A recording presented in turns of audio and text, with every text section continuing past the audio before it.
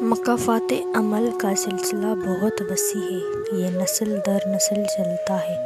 اس کا ذمہ اللہ تعالیٰ نے خود لیا ہے اور اس میں کسی کا آپ کے ساتھ کیے گئے ظلم و ستم کا نتیجہ ہوتا ہے۔